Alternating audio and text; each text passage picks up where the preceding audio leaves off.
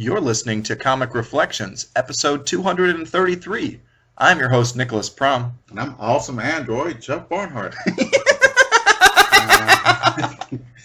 Oh, we'll talk about it. Yeah. Comic Reflections is brought to you by The Outhouse. You can find our show and other nifty content at theouthousers.com.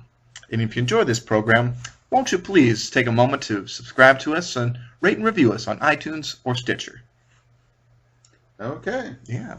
So this episode, we're going to talk about some Fantastic Four, as you alluded to. Mm-hmm. And they're fantastic, all right? They are. These are some really fun issues that we're going to have a rootin' tootin' good time. Ugh, and I'm going to try to never say that again. Right. But the first issue we'll talk about is the Fantastic Four number 12, cover dated March of 1963, cover art penciled by Jack Kirby and inked by Dick Ayers. And we have this wonderful image of the Fantastic Four and the Incredible Hulk. The Hulk, they're in these catacombs, and the Hulk is waiting around the bend to spring into action against the Fantastic Four. They don't know what's going to hit them, and it's a great cover, one of my favorites of all time. Yeah, it is good. I didn't know both the Thing and the Hulk are three-fingered and three-toed. Yeah, and I don't think that'll be very consistent. I think later on you'll see the Hulk have all 5 fingers and toes. And the Hulk is fairly intelligent here.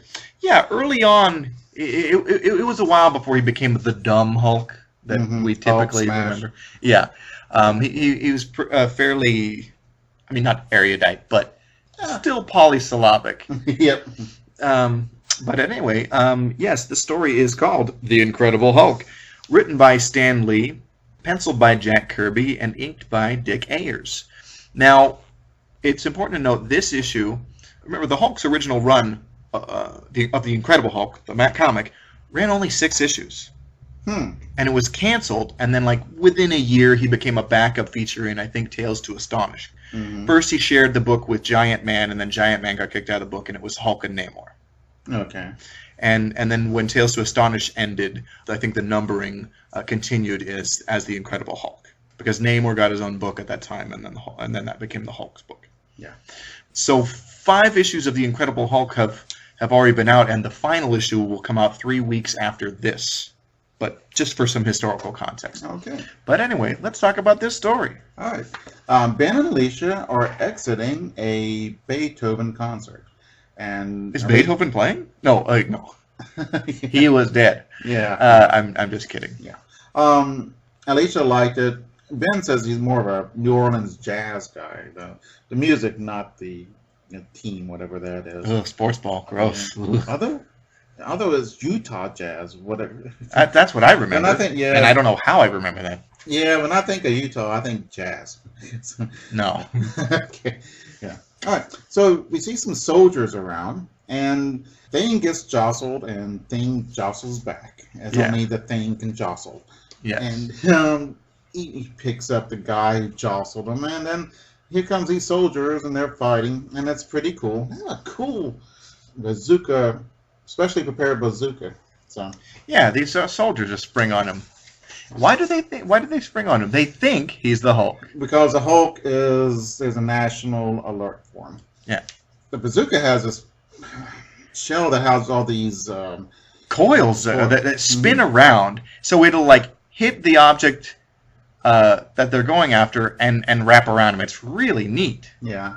It doesn't work against the Thing, so that means it will not work against the Hulk. Right, because the Hulk, I mean, it's not established quite yet, because this issue was also the first time in this budding Marvel universe that a Marvel Comics character from one magazine guest appears in another. Really? Yeah, this is the first one. Interesting. Will not be the last. No, and Spider-Man, I think, comes along later in 63 or in 64, and of course then that happens too. Yeah. Okay, so the Thing and the Army get together and they make friends. Oh, I have one more thing about the Hulk. Yeah. We know that the Hulk is stronger than the Thing, and the madder the Hulk gets, the stronger he gets. Is that true even now? Yeah. Okay. I don't know why because it doesn't really make sense. I mean, sort of. Yeah. It's comic books. It doesn't have to make sense all the time. Right. All right. The Thing goes to the Baxter building, he lost his key to the elevator, so he tears the elevator off and climbs up the elevator cables, Yeah. which is odd. And then he tells what happened, and they make Johnny makes fun of him because he went on a date. And so General Ross, Thunderbolt Ross, Yes. comes in, and he's after the Hulk. Yeah. And he wants to enlist the aid of the Fantastic Four in capturing him. Mm-hmm. And he shows, I guess there's a proto PowerPoint or a slideshow of him. And Sue is so scared she goes invisible. And Sue has seen a lot. I mean, She's seen monsters from other planets. Yeah, she's around the Thing's ugly mug all the time. And yeah, she sees aliens and supervillains and monsters. What, she's scared of the Hulk? Yeah, she gets so scared over a picture, she turns invisible. Now, the Hulk would be terrifying, but issue 1, she went to Monster Island and saw all these monsters. Oh, yeah, that's right. And she went down in the middle of the earth and met the Mole Man. Yeah. And crying out loud, and go, I'm ashamed of you, Sue. Oh, but this time she's still such a shrinking violet, you know. Right. So both Hulk and Johnny think they can take over the Hulk. You mean the Thing and Oh, Johnny? excuse me, the Thing and Johnny. Sorry. They think they can just beat the crap out of him easy. And they have another thing coming. I love how we have like an imagining scenario where we see some like FF fighting the Hulk. And Reed says so as well. So both three guys think they can take him. Yeah, which is cool. Yeah.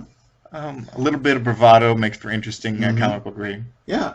So they go to the new Fantastic car, which looks awesome. Yeah. Apparently, people agreed with me back then that the old Fantastic car looked like a flying bathtub.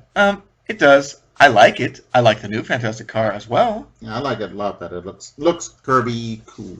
Okay. So and they still has each separating section that they can all pilot independently, which is neat. Yeah.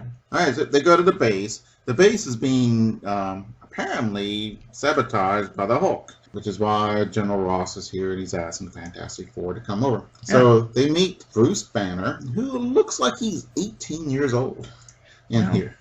He's skinny. Yeah, but he looks super young. And his young helper, Rick Jones, and Dr. Carl Court. I wonder what he does in this episode. Yeah, I like Rick Jones a lot. I think he's one of the best of the teenage sidekicks.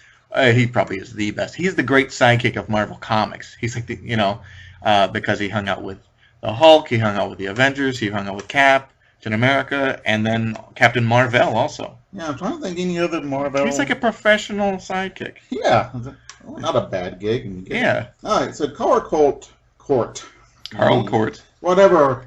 Whatever nationality Court is. German? I don't know. Could be any because it's a made-up name that no one in the world probably has. Yeah. He comes out and he meets the Thing, gets scared, and drops his wallet. Johnny gets his wallet and hands it to Rick Jones. Yeah. Well, no, he doesn't do that. Johnny uses his flame to pick it up, which wouldn't work. It's not like Green Lantern energy, where you can, make it into solid things and, manipulate matter. Flame is a gas. Yeah. It doesn't. But when they go to the army base, Ross and Banner and Court and Reed and then the general, no, I already mentioned General, they're talking and they're leaving the rest of the Fantastic Four outside. They get mad about this after Court leaves and drops his wallet, and they come in. They're acting like they're 8 years old. If I went to a general's office in a secret base, I'd mind my P's and Q's. Even if I did, you would have a sense of decorum. And both of them act like they're 8 years old. Who? Johnny and Ben. Yeah.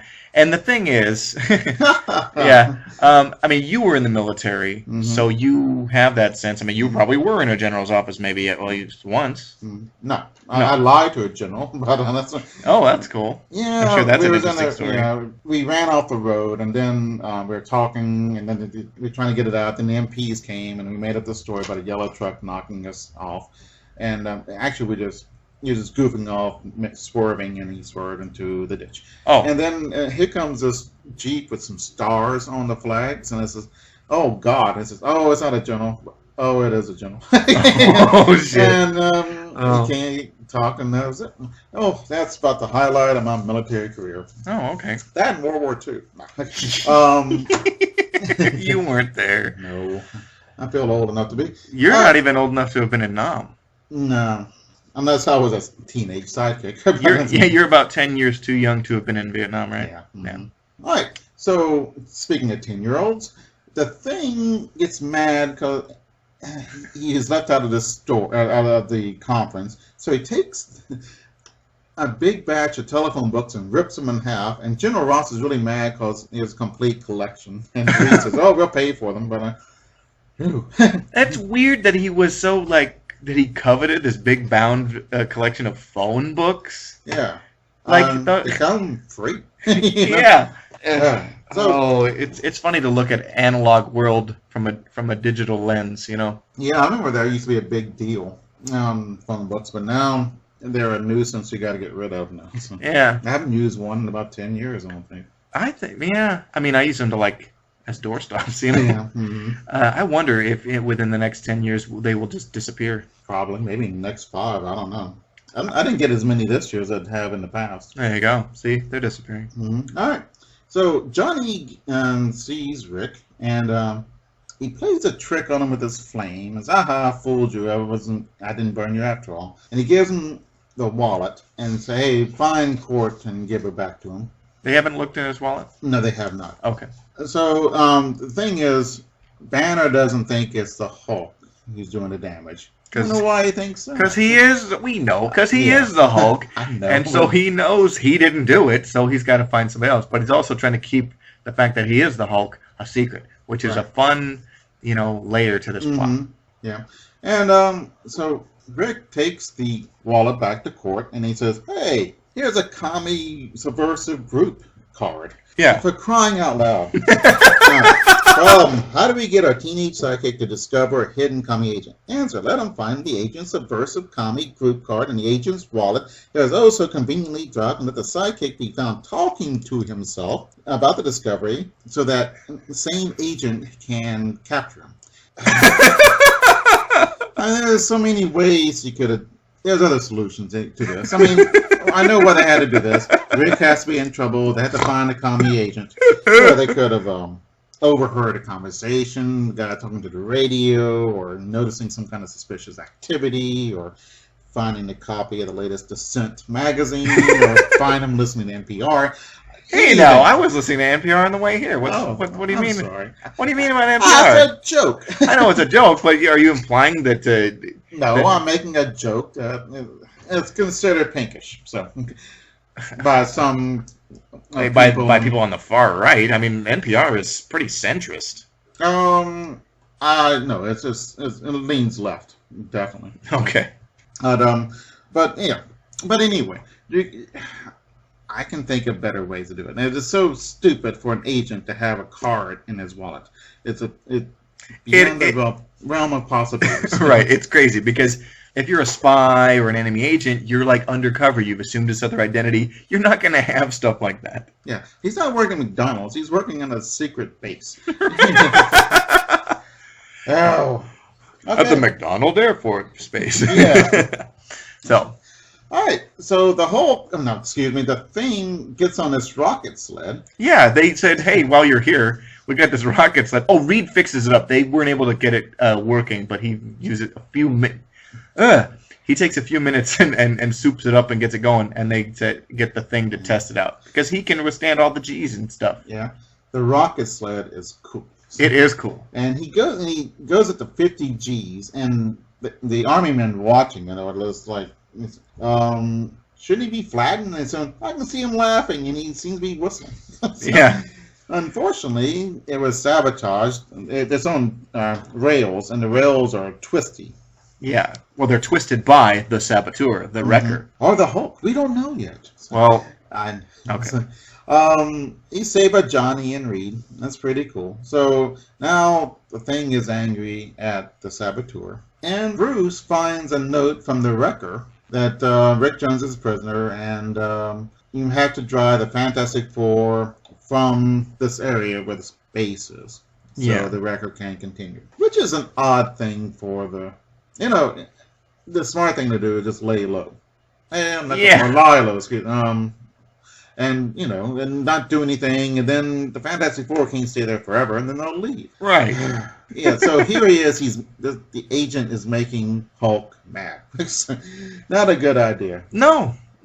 Okay, so this is weird. I guess this is old Hulk, but he goes to a what is this? A gamma machine? And Bruce has a hidden laboratory, and he has this gamma machine, so he can turn into the Hulk when he wants to. Mm-hmm. There are certain things that will trigger the transformation, but this early on, they're like, hey, he's got a thing where he can go and become the Hulk when he feels the need to. Yeah, which is interesting. Yeah, this won't last long, but yeah. Okay, so the Hulk has to get rid of the Fantastic Four. So he goes down in these tunnels. Which, it's weird that there are catacombs in New Mexico. Yeah.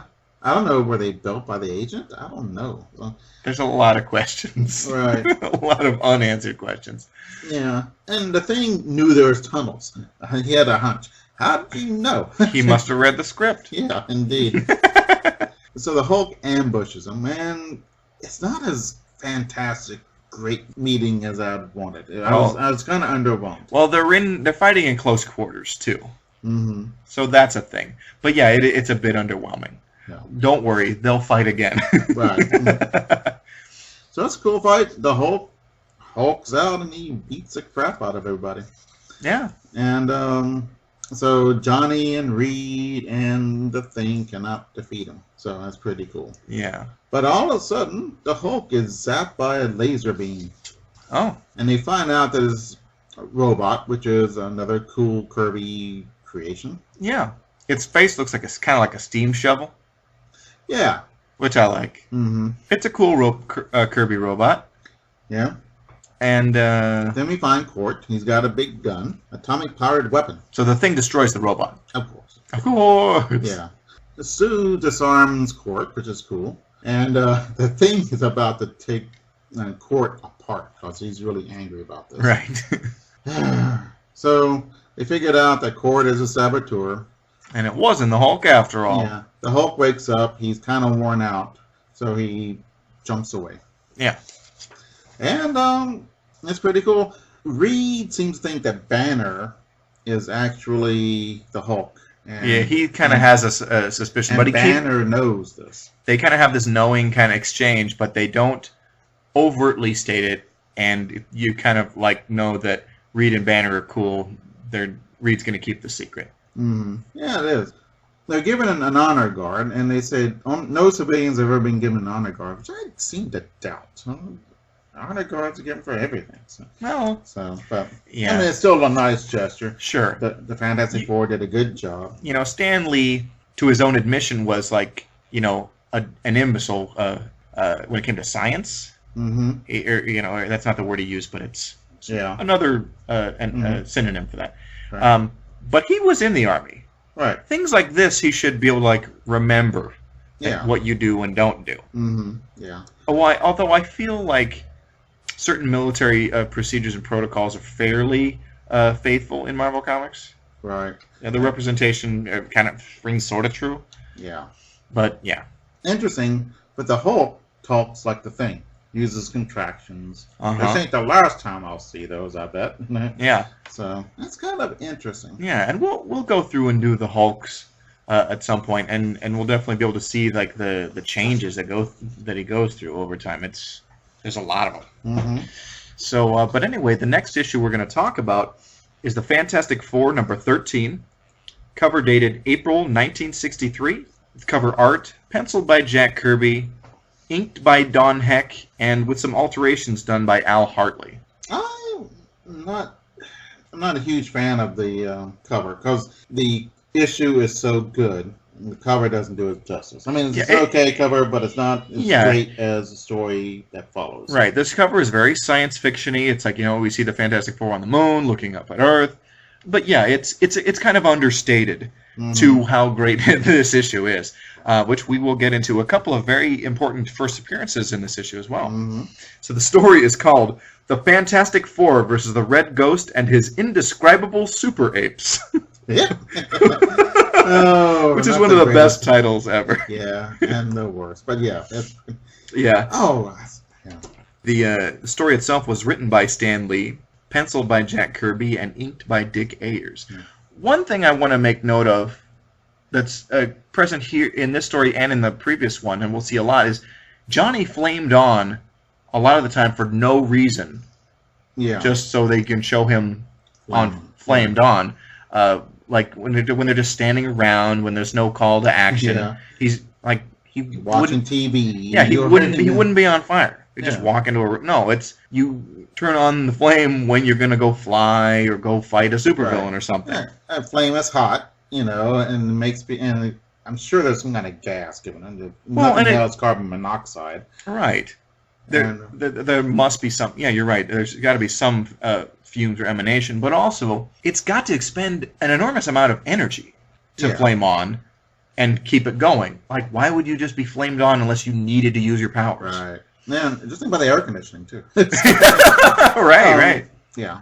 It says, I wish I called myself in my alter ego at the first of the show and the indescribable Super 8. I really missed that one. Yeah. Oh, well. Okay. You had a good intro, though. Oh, okay. All right. You've been on a roll lately. Oh, okay. I try. I love this one panel. All right. There's an explosion. This is the splash panel. Yeah. And underneath that is a picture of the Thing yelling for Reed.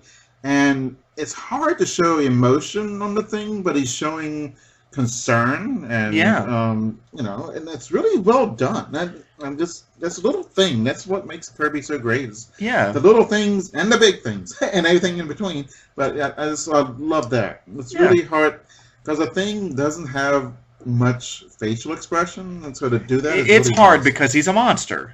Mhm. So to show humanity and expressions, I think it's very good, especially in these early issues that are still done inked by Dick Ayers as opposed to Joe Sinnott, who was a superior inker and really brought out a lot of Kirby's best stuff. Yeah. Let Kirby shine more. Mm-hmm. Yeah, okay. Johnny's looking for me. He flames on, and he's looking around, and he starts to sputter out because of the fumes. And Reed is in this asbestos suit. Jump in. That's another cool panel. Yeah, and it's also stretchy, so it must be made of unstable molecules. Yeah, and it's just awesome. So they're trying to find a rocket fuel to go to the moon. Yeah, it's going to be like a super awesome rocket fuel and beat the commies to the moon. Reed there was a lab accident. That's why there was the fire and everything. Yeah. But, And Reed looking at this meteorite where the fuel comes from is cool too. He's got these Spectra goggles on. It looks awesome. yeah. Although, where were they doing that experiment? In the Baxter building? Yeah. If rocket fuel went off inside a building, wouldn't it just destroy the whole building? It depends on how much it is. Oh, okay. And it's a comic. Yeah, right. All right. Reed is going to go to the moon using the rocket fuel and leaving the rest of the Fantastic Four behind. The rest of the Fantastic Four disagree. Yeah. And Ben stuffs Reed into a test tube. yeah, that's a great retort, by the way. Yeah. And so Reed agrees. Oh, y'all going with me after all. Well, okay. Then we go to Red Commie Land, and we see an 8 moving machinery turning a wheel. And let's see, his name is Kargoff? Ivan Kragoff. Kragoff, yeah. Yeah, that's the commie scientist. Yeah, who treats the animals really bad. So there is a gorilla who manipulates machinery. Yeah. There is a baboon that can shoot a machine gun, or a submachine gun in this case. I love the anger of the baboon there. It's really cool. I love this issue so much. And there's a orangutan who fixes stuff. Yeah. And Kragoff keeps him mad and hungry. So they'll obey him, which is a dumb thing to do. yeah, with creatures really big. Yeah. The Fantastic Four have a fantastic rocket ship. It looks cool. And the commies have a really cool one that is made from a transparent ceramic plastic. On the outside. Yeah, so they can get all the cos rays. Yeah, so Kragoff's plan is he's going to go up into the cosmic ray belt on the way to the moon and get superpowers. Yeah. He and the apes. Oh, and they use negative something to show him getting cosmic rayed, and looks really, really cool. Yeah, and yeah, no, it's wonderful. I mean, I was probably drawn in positive, and then let's reverse the image. Yeah, and it's a really nice effect. Yeah, very effective. And Krakoff is kind of an ape himself, so yeah, or it looks that way anyway. Oh, I didn't mention. I made a mistake. I was looking. This is inked by Steve Ditko, not by Dick Ayers. Okay. And there are some Ditko-isms that you'll see throughout. Okay. I'll point them out to me. No, just some of the facial expressions and things like that. So, but yeah. I recant all the things I said about Ayers earlier. It's a Ditko. But anyway. Yeah. There's a cool splash panel, Menace on the Moon, and we see a circular window on the spacecraft, and the Fantastic Four are lined around, and then some of them are upside down and all. It's pretty cool. But they're looking at the other spaceship, which is getting cosmic rays. Mm-hmm. And so they send Johnny out. He's got a suit. How long can that suit have oxygen? So. Yeah, but anyway, the suit, they've got it souped up so he can flame on in outer space, which is cool. Mm-hmm. So, Krakoff is looking at the apes.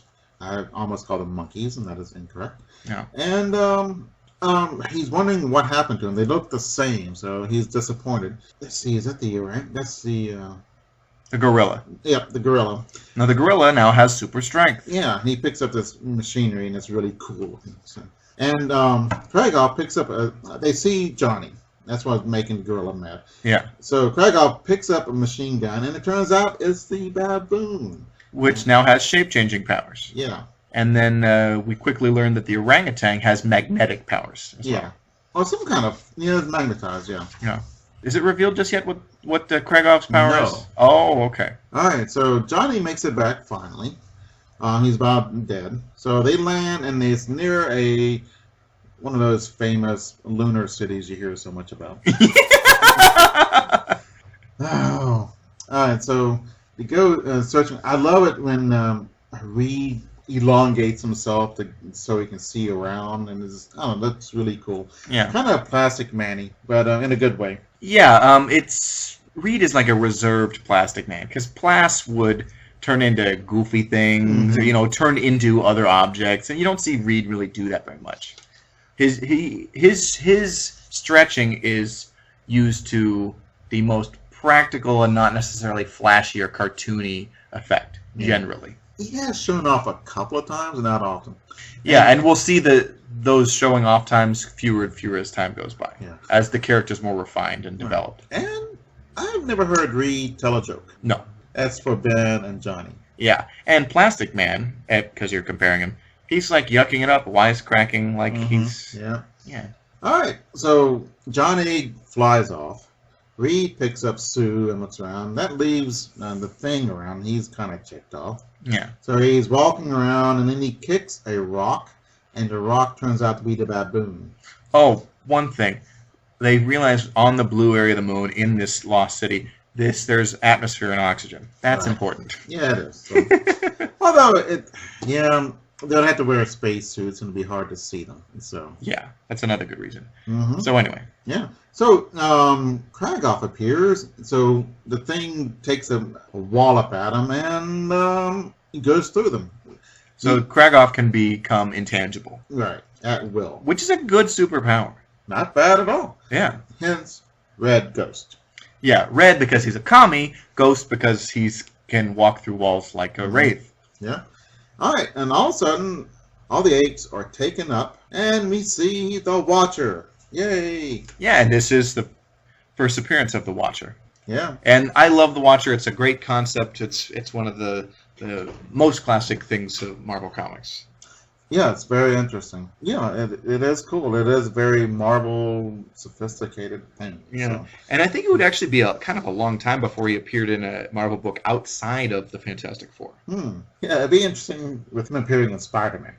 Yeah, I'm not ruling it out. Yeah, but it's he usually, when he shows up, it's when like giant earth-shattering events are going to happen, or in this case, when his home has been invaded. Right. All right. So he tells us about the Watchers. They come from a vast, gigantic computer planet, which is cool. and he watches worlds being born. This is Civilizations rise and fall. Yeah. Lava creatures coming out of molten lava. Yeah. Here's one's falling. Here and some planets going to barbarity. This is awesome. We have two aliens cackling gleefully, shooting this super cool Kirby gun, and it's just awesome. And the Watcher disapproves, but I kind of approve. It looks like they're probably killing innocent people, but it's really well done. So the Watcher doesn't want fighting going on the moon, so he has them fight on the moon. Of course. So he uses like a funnel and flies them here, there, and yon. Oh wait, the Watcher, because he doesn't want them to fight. He doesn't want them to fight on the moon, so he makes them fight on the moon. Right. Mm-hmm. And so it's great. It's a Fantastic Four and a kind of an anti-Fantastic Four. Right. Now this is a prototype for what we'll see come later with the Frightful Four, the evil version of the Fantastic Four, and also years later the battle on the moon between the X-Men and the Shi'ar Imperial Guard over the fate of Jean Grey. All right, so we go down into the... You read the Dark Phoenix saga. Yeah, I can't even remember it. Okay. I remember you complaining about it. So. Yeah, but and I try to forget. Okay. So we're in the Lost City on the moon. So we start fighting. Really cool, another cool Kirby gun. And there tend to be a lot of those. Yeah, they are, and it's really great. Let's see. Kragoff freezes up Reed. Yeah, with this weird. Does he coat him with something? Right. Yeah. Mm-hmm. So he's incapacitated. Yeah. Johnny goes after the baboon, who covers him in like Bess's part. Yeah.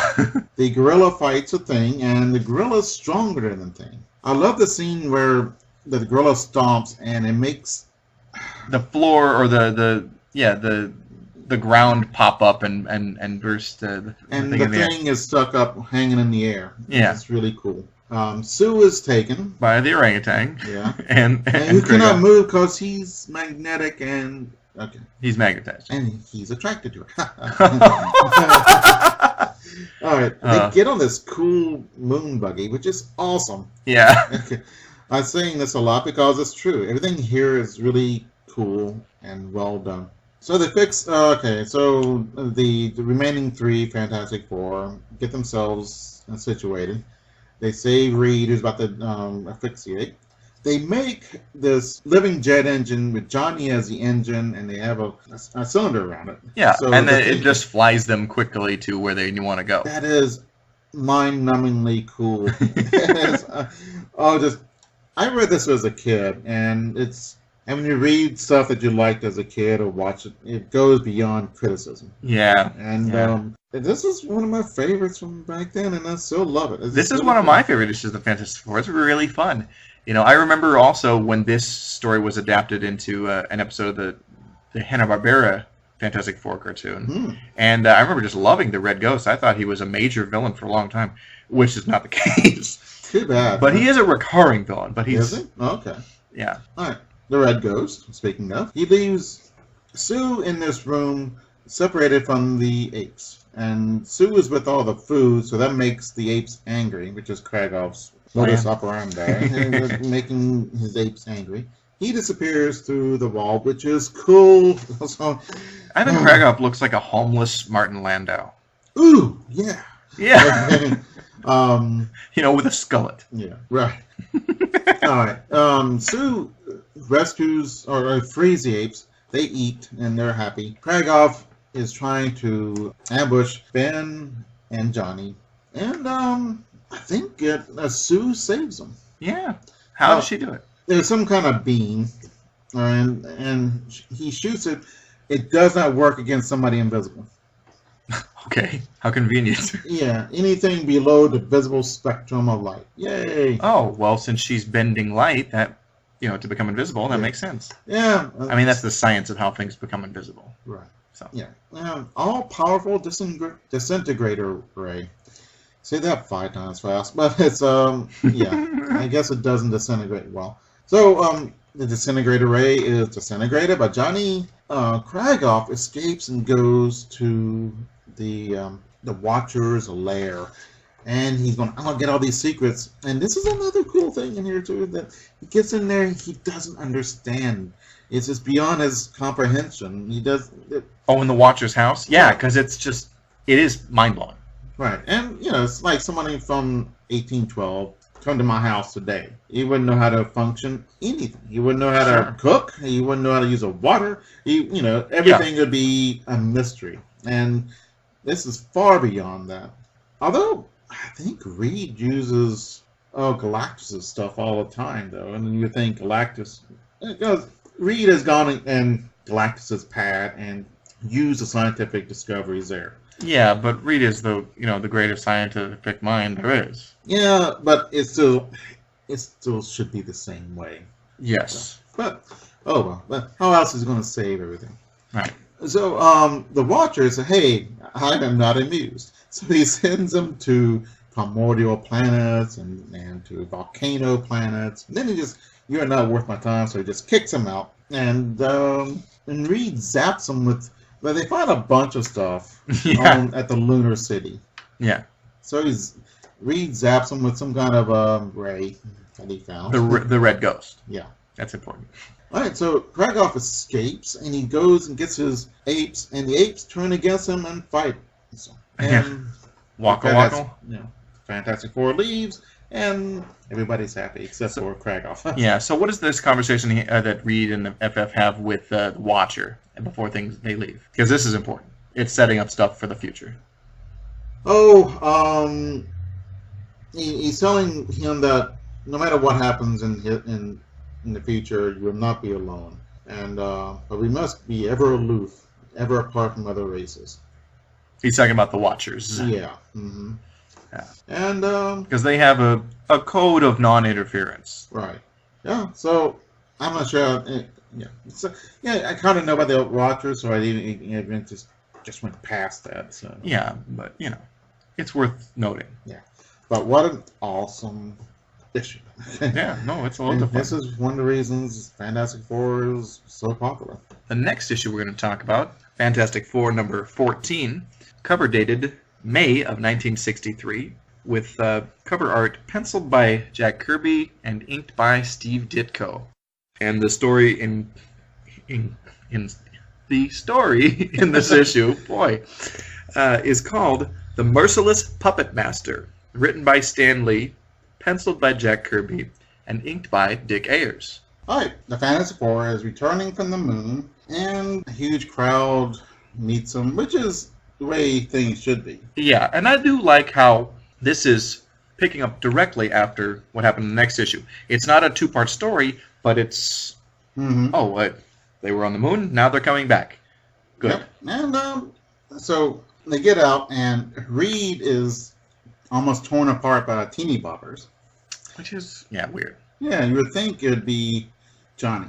But they think that Reed is a dreamboat. Well, I think it's got to, what are we going to do with Reed here? Well, maybe have women wanting to fall all over him. I don't know. Yeah. See, the Golden Angel is a professional wrestler. Wants to set up a bout with the Thing. And the Thing says, nah. He throws the Golden Angel into a trash can. Which is great. Sue is given the Hollywood contract. And Johnny saves them all by making a flame tornado and sucking them all up and going back to the Baxter Building. And they're really happy, and they just take a breather. Yeah. I really enjoyed the celebrity aspect of the people haunting them in public, and their identities are publicly known. Mm-hmm. It's just such a breath of fresh air, especially with comic books at this time. Trying so hard to keep up a secret identity, and that's such a major plot point in so many superhero comics. It's nice to have one that just dispenses with that and gets on with something else. Yeah, not that I mind that, especially in Superman. Yeah. But it's refreshing to have a different take, and it's pretty cool. And I don't think the Fantastic Four would have become the hugely popular book if it had stuck to that trope. Yeah, I mean, what are they going to do to the Thing? Right, and also just four people trying to maintain those things, and just going on and on about that. I think they would held back all the the great ideas and and things that Lee and Kirby came up with in this series. So anyway. Okay, let's see. Reed catches Sue looking for the Submariner. Yeah. Okay. Which is... Yeah. How is she looking for him? Using the new experimental roving eye TV apparatus. Oh, okay. Oh. You know, one of those. Mm-hmm. Yeah. But and Reed's thinking about, oh, I can do all this stuff and accomplish anything, but I can't get the girl I love. Yeah, that's kind of cool. So Yeah. and it's kind of true to form. I guess. So we go to my crazy house, and this guy is being let go. And he's saying, oh, I was okay months ago, but I was hiding out, he says himself. And it's a puppet master, and he's trying to think of evil dudes to get with so he can defeat the Fantastic Four. Yeah. And he's thinking about the Mole-Man, or the Skrulls, or Dr. Doom. But he decides upon Submariner. I would have done Doom. I wouldn't have. Really? If I'm going to choose one, I think Namor is the smarter choice. He's powerful. Look, because Doom is going to come back and kill you, because your plan's going to fail. No, that's true.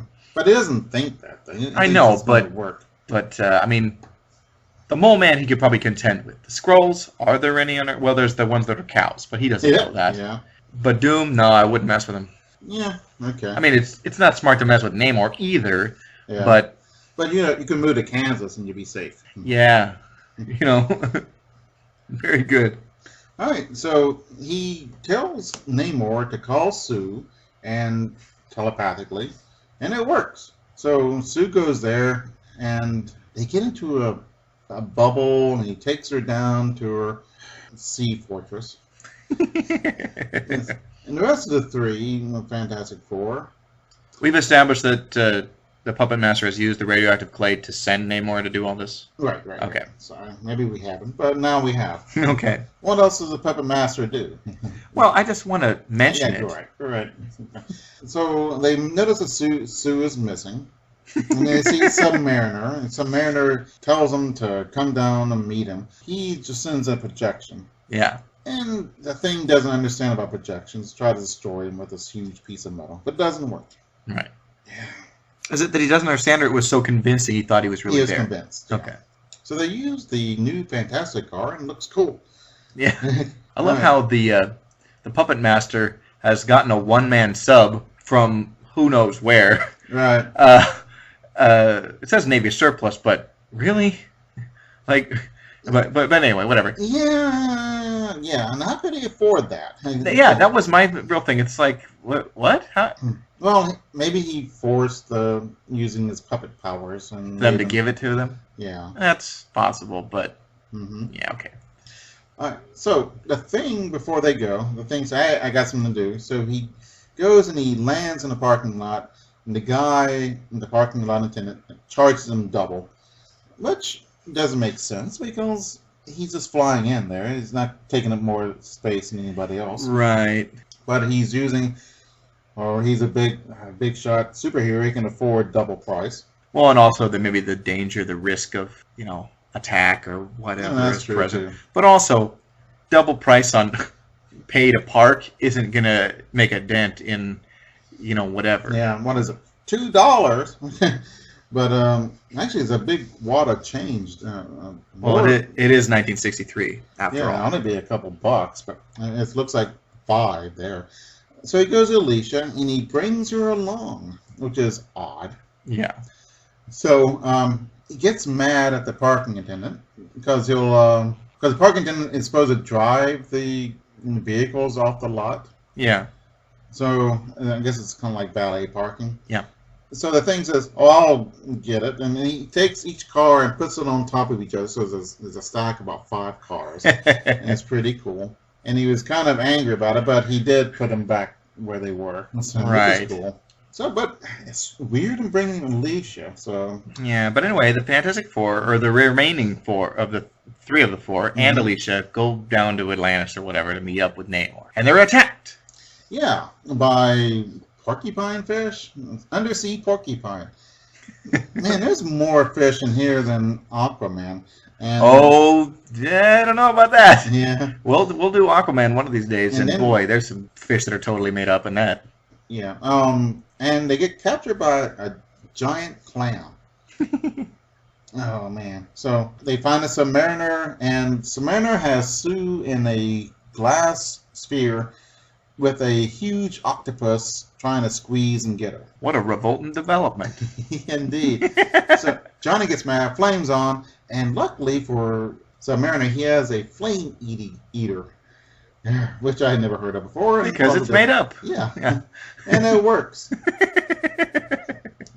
So the thing grabs him, and Submariner slips away. And he hits him with this thing that's a fast-growing fungus that covers the thing, and it's really cool. Yeah, but before that, he gives him like a sea anemone, which is super sharp. Yeah. And the thing escapes, but it's really cool. Yeah. I love the panels of the fungus enveloping the thing. It's really cool. Yeah, he's turning into a different monster, which is awesome. Yeah. Submariner is captured by Reed in a web or a net of Reed, and while Submariner and Reed are fighting, the Thing goes and rescues Sue. Yay. Yeah, he ties up he swings the octopus around and throws him out. Let's see. Well, that's Rescues important, Sue. too. Yes, it is.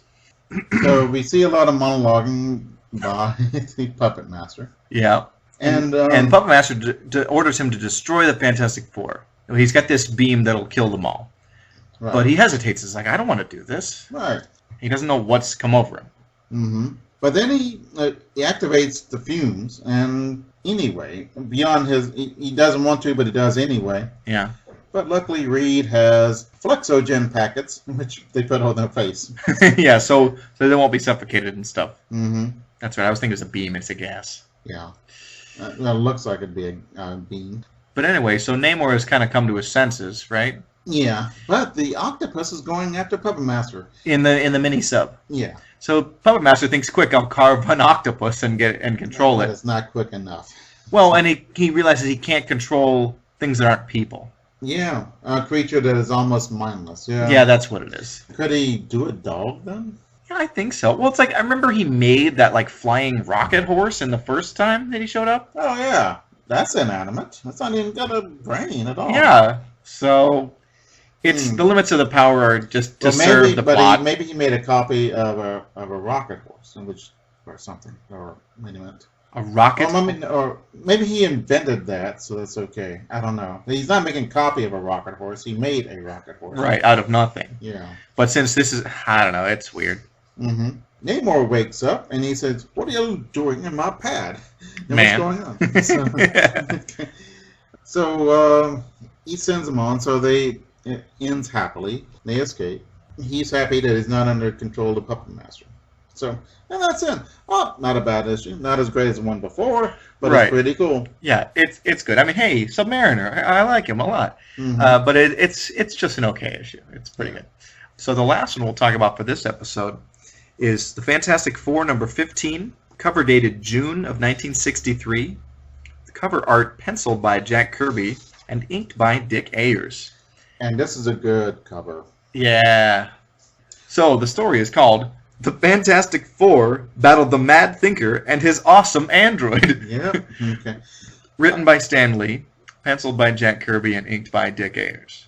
Mm-hmm. So, All right. We see the Baxter Building. Somebody, usually I figure is Reed, and I was right, shoots up the flare of the Fantastic Four. Johnny's on a date with a beautiful girl, and here comes a flare, so the date is canceled. yeah. Sue is getting her hair done, Yeah. and by some fancy guy and they had months trying to get this together, Yeah. and she's got to go. And the Thing is on Yancey Street, and he's holding up posters, and the Thing is a sissy. And he's really mad at the Yancey Street Gang. They made this picture, give it to him. Right. It's the Thing in a tutu. Right. Yeah. with a rose in his mouth or something. The Which Yancey Street Gang, which we only see their hands, and I Yeah. think it's the first time we see their hands. Maybe. Yeah, I think so. Because the only time we ever saw them before was like a box or a letter or something like that. Right. But I love it that they sent him a drawing of him in a tutu, Yeah, and like the thing is a sissy, and he's all mad about that. right. And he's picking up a bulldozer to throw at him. And then he sees a Fantastic Four flare, so he's got to run. And so they laugh at him, and that makes him so mad. It's great. Yeah, I like the Yancey Street stuff. Yeah. It's a takeoff on Delancey Street, which I think is in Hell's Kitchen. Oh, okay. Well, that's a thing. Okay. So, Reed explains what he's doing. He's messing with DNA, and he was working on DNA, and he had to stop, and so it's really important. The FBI has found out all of these heads of gangs, mob gangs, are coming to New York City. Oh. So they got to be on the alert. So the mob gang gets together, and the Thinker tells them that we'll take over New York City because we'll get rid of the Fantastic Four. And there's a picture of the Thinker in royal attire, surrounded by mobsters with guns. And yes, it's very. And they're going to just take over everything. They're going to take over the rest of America because the Thinker is so smart. But they're going to have to take care of the Fantastic Four first. So then they show little scenes of what can happen with the Fantastic Four attacking.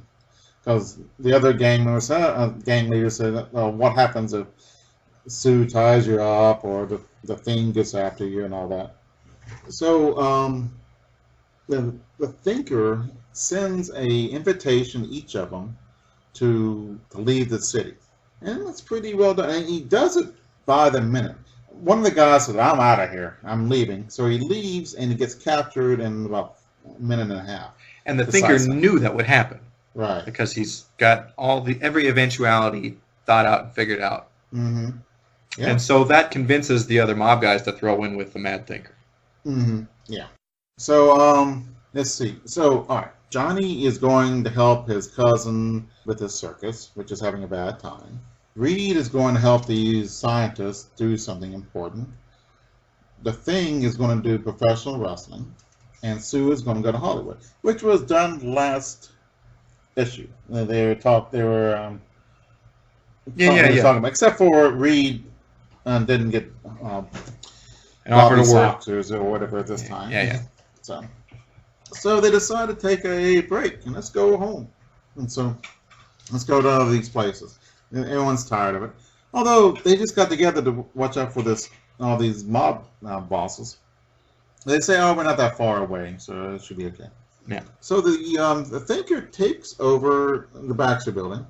And then we see that each of the Fantastic Four find their new job boring. They're tired of being in a circus. They're tired of... Or it's just not as cool as they thought it would be. Right. And their real job as being a superhero is much more exciting. And acting is really boring in Hollywood. Yeah. It's long hours, and there's a lot of time you're not doing anything, but you have to be there. Right. And you're not really shooting people and blowing things up and having sex with the leading lady. That's all fake. So you're sitting around ready to fake something. Yeah. Thank you for explaining me the magic of Hollywood. Well, yeah, but it looks exciting on the screen because they are blowing up stuff and having beautiful dames after them, but those are not real. And in real life, it's really tedious and boring to do that. Right. So it's yeah. Grr. Don't grr at me. I know. So anyway, right. I know what you're getting at. Yeah, you better. Okay. All right, so the rest of them are bored. And I guess professional wrestling is boring too because he's got to be a fair fight because it's scripted. Yeah, well, because the Thing would knock everybody's block off. Right. They could fight 20 guys and beat the crap out of them. But he gets tired. So they all get tired of it and they come home. And they find that the Baxter Building is a giant crystal that no one else can see, which is odd. So yeah, it's an electronic hypno ray around the entire building because I've been expecting you. I am the Thinker, says the Thinker. Yeah.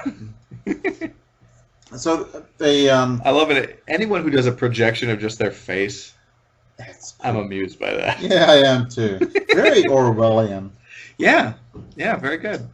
So they break in, and the mob ambushes them with some really cool guns they got from Reed's armory, Right. and they beat them up, or rather, the Thing takes some metal and just wraps them up. Yeah, I like that. That's fun. Hmm. So they get up there, and then they meet the android, which is really cool. The android has no face, just a slab of meat, I guess. Yeah. And he blows Johnny blows his flame out, Yeah. and then he becomes the Thing and is stronger than the Thing. And let's see, Reed wraps around him. Can't do anything. The awesome android, his head kind of is like a big clam almost. Yeah, but Reed knew there was a little secret area where you can press and stop him. So Sue Turns does him that. off. Yeah, And that's the end of the awesome android for this. right. And so they catch the Mad Thinker. Yeah, the Mad Thinker has guns on all that stuff. All of a sudden, they don't work. Uh-oh. So they capture him, and Reed explains that the mailman presses the X Factor button, and it turns off all the weaponry. Excuse me. Yeah, it means Stanley wrote himself into a corner and then came up with this goofy way to get out of it. Yeah, But I love that Willie Lumpkin, the mailman, saved the day. yeah, but especially exactly at 4 o'clock. Well, so Reed is almost as good as the Master Thinker, and More so, I would think. yeah, because he outwits him. Reed explains what happened, and then the Thing says, you talk too much. I'm not so mad anymore." It was fun. I like this. Oh, because the Thing was going to paste him one, Yeah. and then Reed just kind of kept gabbing, and he's like, oh, I can't even be mad right now. I think he's a great villain, but it's kind of, yeah. Stanley did write himself into a corner.